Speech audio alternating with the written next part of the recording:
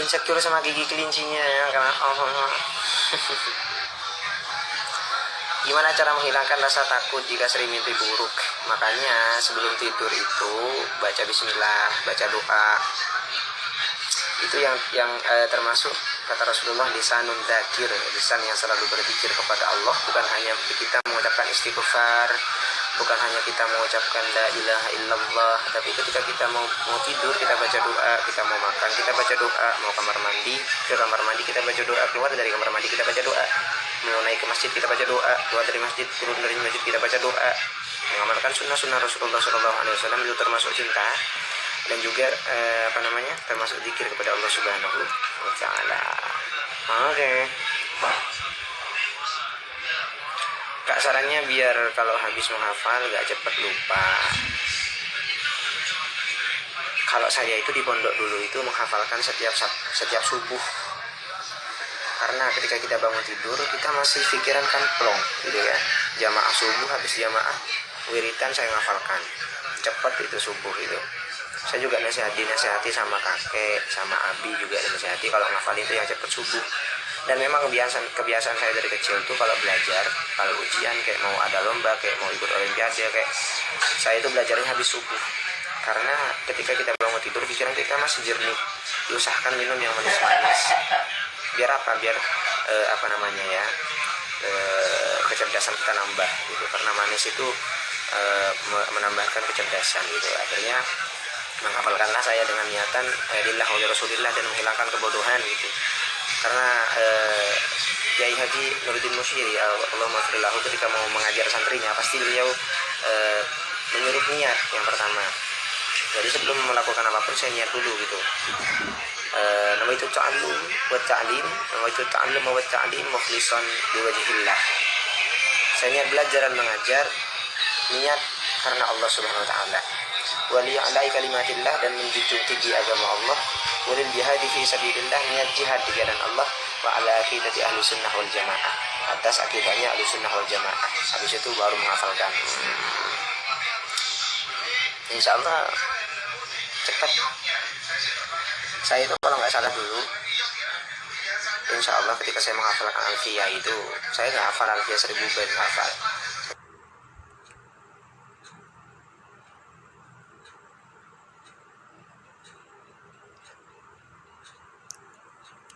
Cuma hafal 500 bait. Tapi saya menghafal 500 bait itu hanya setengah bulan. Tapi ya cepat lupa, emang cepat hafal. Kadang tuh hafalan tuh gini teman-teman, kita menghafalkan sesuatu yang cepat kita hafal, cepat juga kita lupanya. Pernah nggak yang santri di sini merasakan, yang merasa santri hafalan apapun, kita menghafalkan Al-Quran cepat, kita menghafalkan cepat juga kita melupakan. Nggak tahu kenapa, itu yang saya heran. Tapi kalau kita ngafalinnya itu sampai benar-benar pusing, itu lama tuh yang mau hilang tuh. Benar nggak tuh?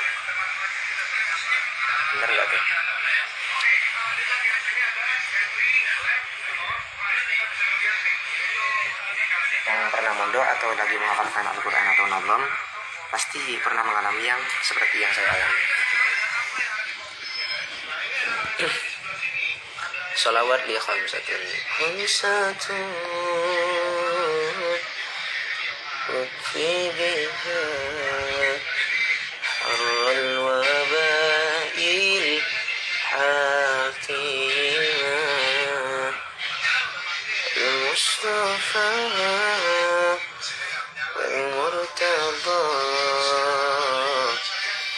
wabnahu wal-Fatimah. Menghilangkan rasa benci ke orang yang membuat kita sakit hati. Belajar menghilangkan rasa benci itu, dan belajar tidak membenci kepada seseorang yang sudah menyakiti kita.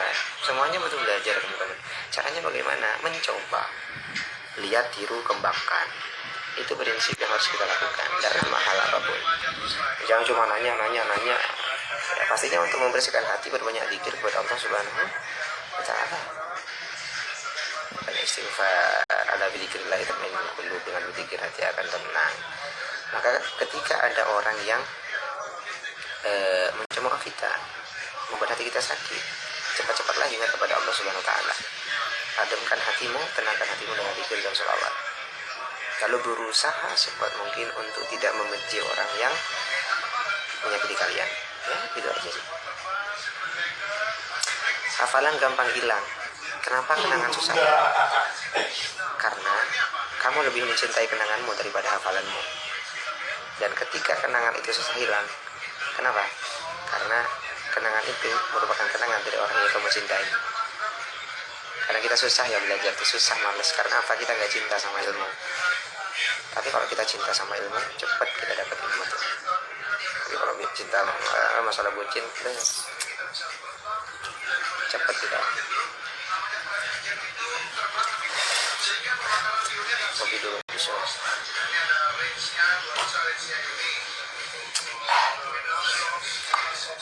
Kak, tips suaranya enak didengar, terus nafasnya panjang gimana kak? Bisa mainin cengkok kayak gitu, harus belajar lah. Banyak lihat referensi gitu, belajar cengkok gitu. Terus apa lagi ya, latihan pernafasan dengan cara lari kecil kalau pagi itu sampai kita ngos-ngosan, kemudian tahan nafasnya, jangan sampai ngos-ngosan hingga nafasnya kembali teratur. Itu cara yang diajarkan guru saya untuk memperpanjang nafas.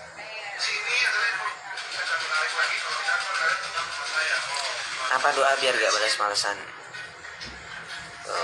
Ya doa aja sama Allah Subhanahu wa taala. Saya kurang tahu kalau doanya. Doa aja, ya Allah hilangkan rasa malas yang ada pada diri saya. Curhat semuanya sama Allah. Kamu nanya kenapa ya kalau ngaji kita paham apa yang dijelaskan, pas bubar ngaji blank. Ya gitu. Harus diteliti lagi apa yang kurang dari kita gitu. Entah dalam masalah niat, entah dalam masalah apapun gitu, kita harus teliti lagi.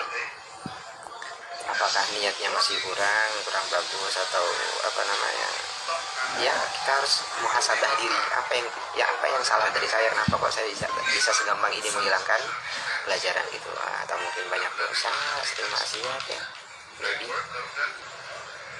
Latihan pernafasan dengan kaki diangkat keduanya terus ditahan. Latihan pernafasan dengan kaki diangkat keduanya terus enggak paham. Saya kecil keluar. Siapa ini hadir?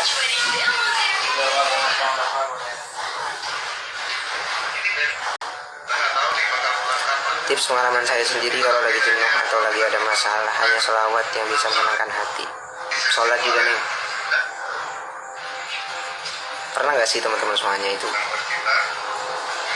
Assalamualaikum mam. @9_Fikhi Naki. Alhamdulillah kabar saya baik ngap. Bang, jarang ngadepin buaya yang datang cuma pas lagi gabut dong, gimana? Nggak tahu ya, nggak tahu bucin saya guys. Stop perbucinan. Doa cepat move on ada nggak? Ya doa aja sih, ya Allah, buatkan hati saya, buang dia dari hati saya. Ya gampang, Allah maha mengetahui, Allah maha memahami bahasa kita. Kak, katanya kalau ingin suara yang bagus ngaji, belajar ke dalam air biar nafasnya panjang. Iya, di dalam air tadi teriak dalam air biar suaranya lantang. Terus tahan nafas dalam air bisa juga. Intinya latihan pernafasan itu menahan nafas sih. Seberapa kuat kita menahan nafas kita kan juga seperti itu gitu.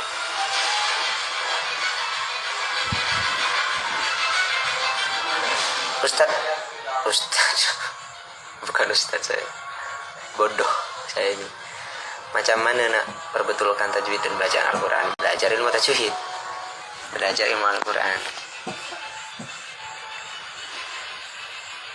Ya muqallibal qulub, itu doa untuk membolak-balikan hati. Ya muqallibal qulub sabit qulubana ala dinik. Ya muqallibal qulub. Udahlah. Apa boleh kita sholat tahajud tapi tidak tidur dulu? Bukannya tidak boleh, tapi tidak mendapatkan faidah tahajud.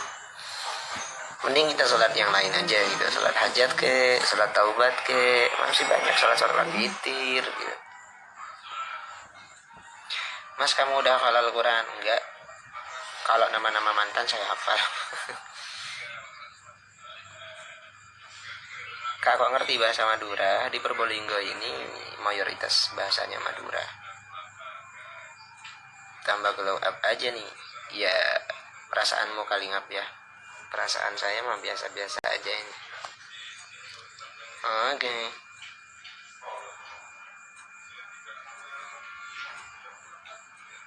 Iya, rambut saya tadi dipotong. Risih soalnya nutupin sampai alis tuh. Oke. Oke. No. Maksudnya kita tidur telentang terus kaki diangkat kedua terus tidak berapa detik. Nggak ngerti saya. Iya paham. Cuma nggak pernah ada yang bilang saya kayak gitu. Maksudnya yang memberikan ilmu kayak gitu sama saya itu nggak tahu. Mungkin ya beda-beda kan.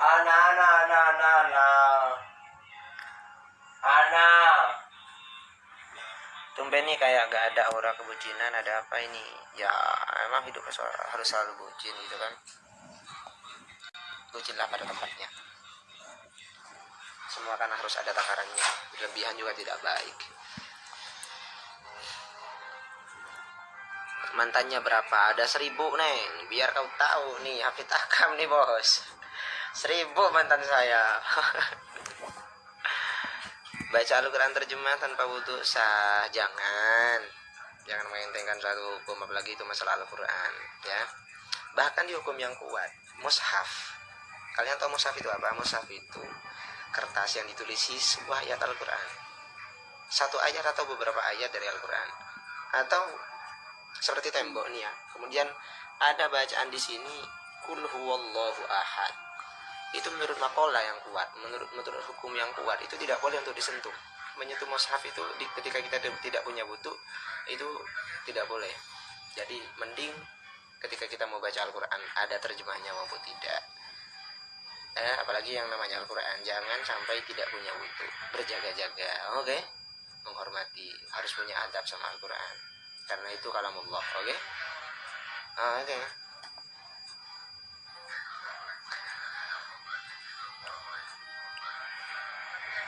Kak, hukumnya boleh gak sih suka sama orang kita sholatin tahajudnya biar si orang itu suka sama kita? Tidak boleh saudara. Yang namanya ibadah itu niatnya karena Allah Subhanahu wa taala, mencari ridho Allah dan syafaat Rasulullah sallallahu alaihi wasallam.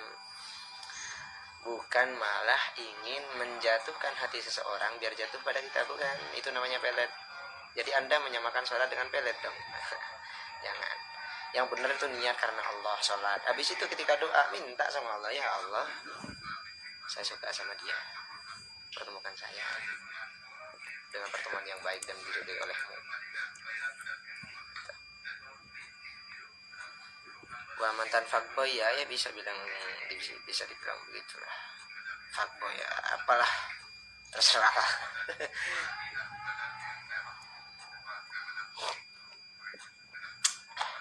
Alhamdulillah. Mas, gimana cara menyikapi ketika kita melakukan sesuatu tapi tidak diketahui sama orang tua, terus orang tua bilang nggak pernah ini itu, padahal kita udah melakukannya, kayak misalnya nyapu itu, gimana? Ya udah, menang aja, sabar. Karena lebih baik kebaikan yang kita lakukan tidak diketahui orang lain, karena takutnya ketika diketahui oleh orang lain kita tidak kuat dan akhirnya kita riak gitu. Karena jaga hati ini sulit banget.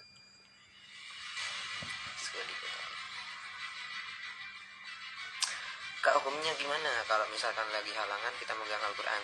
Haram hukumnya, jangan sampai. Oke? Jaga-jaga, jangan sampai membaca Al-Quran tidak boleh, memegang Al-Quran tidak boleh.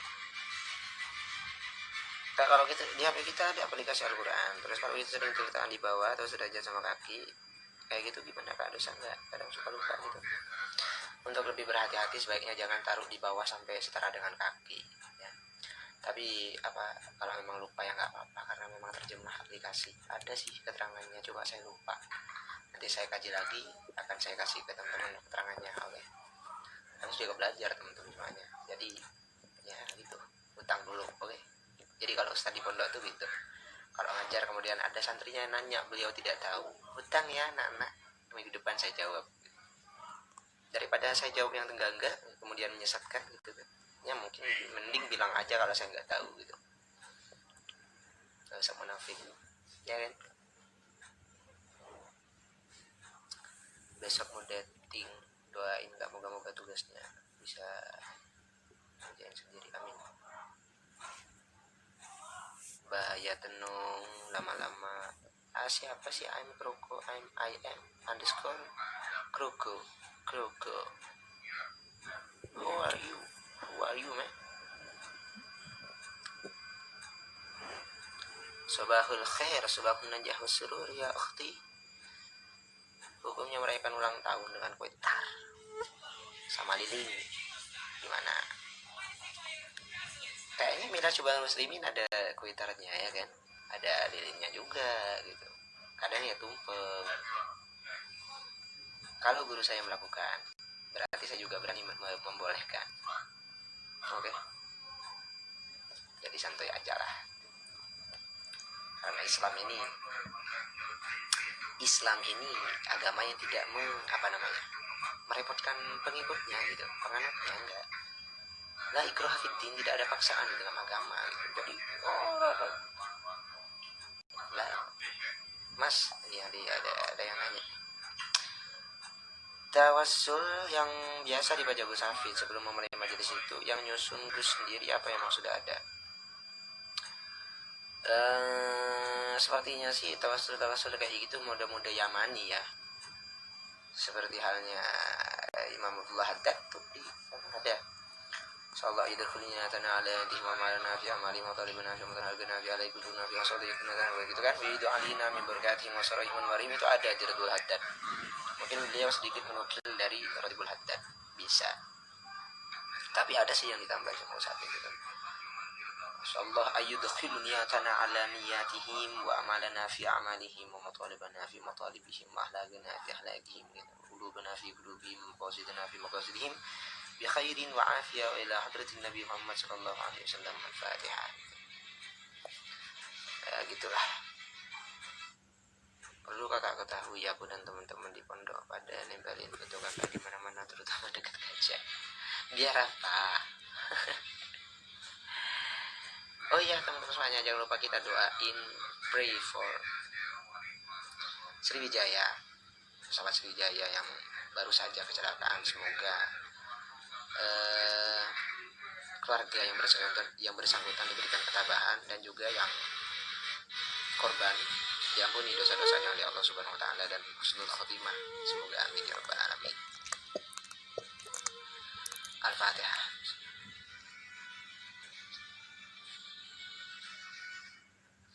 Kak, dawuh guru saya, ketika kita halangan boleh membaca Al-Quran asalkan niatkan untuk berzikir.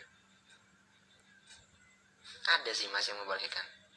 Tapi setahu saya yang membolehkan dari 4 imam itu, ada salah satu imam yang membolehkan niat zikir dan juga bacanya harus terputus-putus. Itu pun dibolehkan untuk pengajar, bukan pembaca. Umpamanya nih ada cewek ngajar Al-Quran dan urgen, memang harus mengajar, tidak ada guru lagi, maka beliau boleh mengajar, cuma baca Al-Qurannya tidak boleh langsung full satu ayat. Seumpama nih, Tabarakalladzi biyadihil mulku wa huwa ala kulli syai'in qadir. Itu bacanya harus terputus-putus. Tabarakalladzi. Menang dulu bentar. Biyadihil mulku. Menang dulu bentar. Tabarakalladzi biyadihil wa huwa ala kulli syai'in qadir. Kayak gitu harus bacanya. Jadi ya. Tapi kalau menurut kaul yang kuat, orang yang halangan itu tidak boleh membaca dan memegang Al-Quran. Itu yang saya ketahui mas. Oke.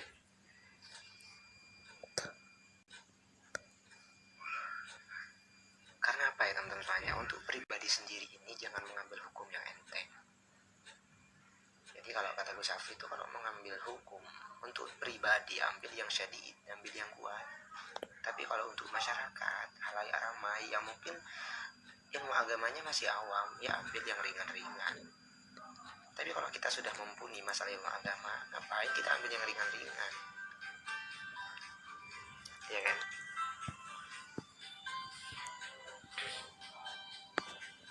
ya ke arti ya salam, ya salam, ya salam tuh kayak masya Allah gitu loh. Biasa kalau apa jamaah-jamaah tuh kayak orang-orang Arab, Habib-habib tuh kalau udah jumpa sama seseorang atau melihat keindahan, ya salam, indah banget. Ya salam tuh kayak masya Allah gitu. Kalau arti sendiri ya salam, assalam, ya keselamatan. Membaca tadi tidak menyentuh, iya, walaupun tidak menyentuh. Ini pantangan bagi orang yang haid, jangan maksa teman-teman semuanya. Oke, saya jelaskan nih. Untuk para cewek-cewek yang lihat, mungkin kalian sedang haid, ya kan? Tidak boleh puasa, tidak boleh masuk masjid, takutnya darahnya menetes, haram ya. Tidak boleh baca Al-Quran dan tidak boleh membaca Al-Quran. Tidak boleh memegang Al-Quran dan tidak boleh membaca Al-Quran. Itu sudah ibadah buat teman-teman. Tidak melanggar larangan itu sudah ibadah. Mungkin ada teman-teman semuanya yang protes, enak ya cowok nggak haid. Ya enak emang. Ya, emang kontraknya udah kayak gitu. Cewek haid, jadi ketika haid cewek dibatasi untuk megang ini, tidak boleh baca ini, tidak boleh ke masjid, tidak boleh sholat. Berkurang dong ibadah kita. No man, no. Malah ketika kita menjauhi larangan ketika haid itu sudah ibadah bagi kita. Masuk ya, paham? Pokoknya jangan maksa lah. Kalau dibilang sudah jangan baca Al-Quran, ya udah. Jangan baca Al-Quran, gak ruwet Islam tuh. Makanya ini yang dibilang gak ruwet tuh Islam tuh. Kita kadang yang bikin ruwet. Berpegang teguh dengan argumen yang tidak jelas.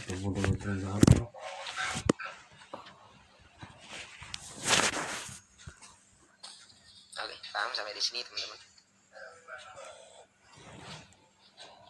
Oke, paham ya sampai di sini ya.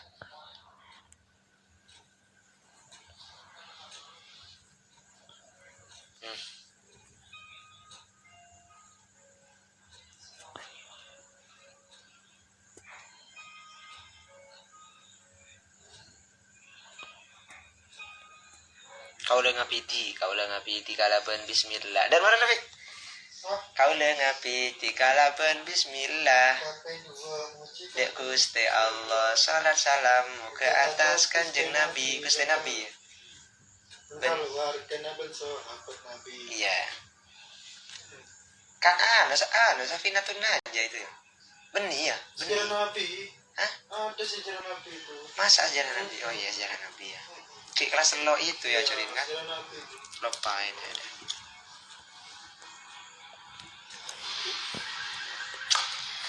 Sinchan tidur ya, insya Allah habis ini masih belum ngantuk. Ini jam berapa dah? 3 menit lagi saya tutup. Kita sudah tidak mengerjakan sholat, itu sudah ibadah buat kita bagi yang haid. Kita. Oke. Om butuh kopi aku om, keren nih om. Pakai ini. Enak. Alhamdulillah.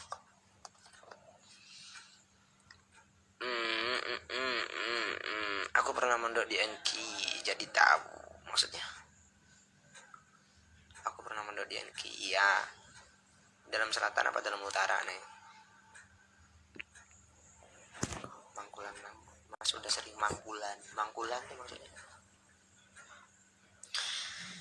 Mas kalau tiap masuk rumah baca Al-Ikhlas dan ayat kursi kalau uzur gimana boleh?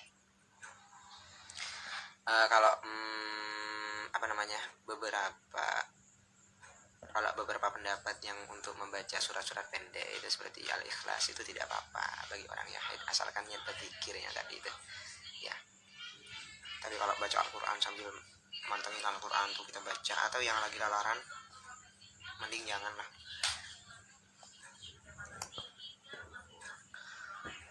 Tak iya ini muncul butuh kopi ya sih ini masa aku nganterin ke JC Ben si butuh.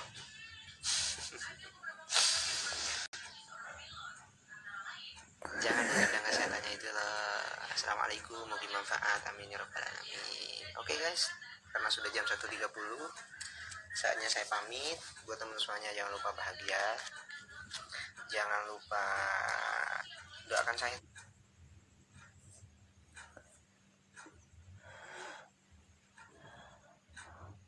teman-teman semuanya. orang yang bermanfaat dunia akhirat, berkah dunia akhirat ya. Dan jangan lupa nonton video baru di Hafid Official nih, sambil promosi dikit ya kan. Jadi di Hafid Official tuh ada video baru sholawat yang pernah viral. Jadi awal mula Syubhal Muslimin dikenal oleh orang banyak dari sholawat itu. Silahkan ditengok ya.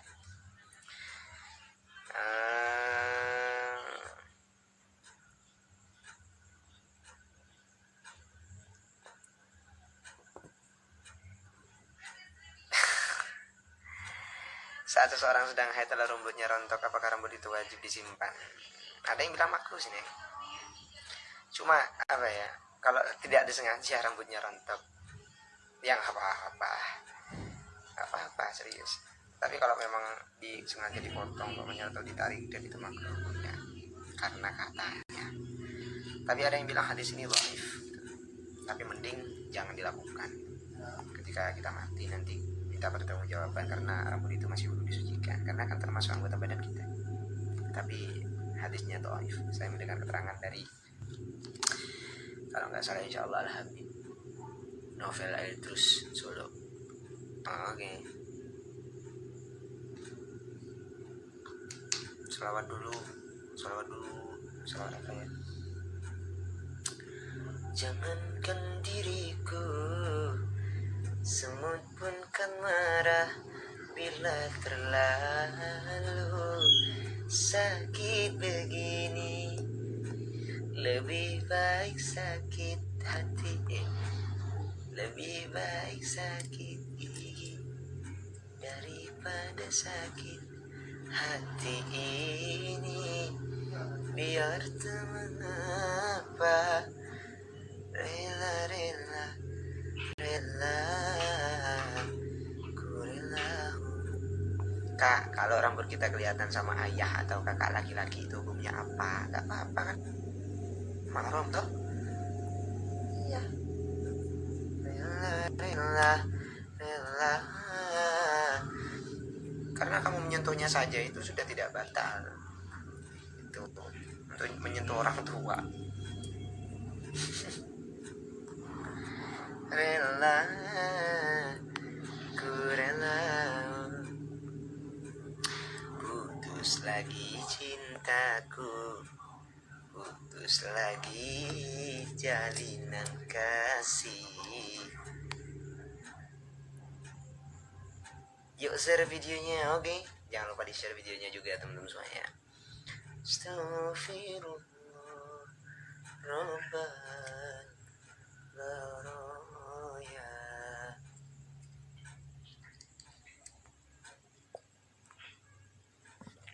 Salam dari Maluku Utara. Oke deh, ternyata sudah jam 1:33.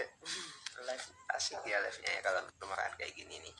Semoga saya juga bisa mengamalkan apa yang saya utarakan ya teman-teman semuanya. Fa'afuni ala taksir inta ingkan ali khatuna unisyan. Wa minni. Wassalamualaikum warahmatullahi wabarakatuh. Jangan lupa nonton video di Hafid Official ya. Jangan ngaku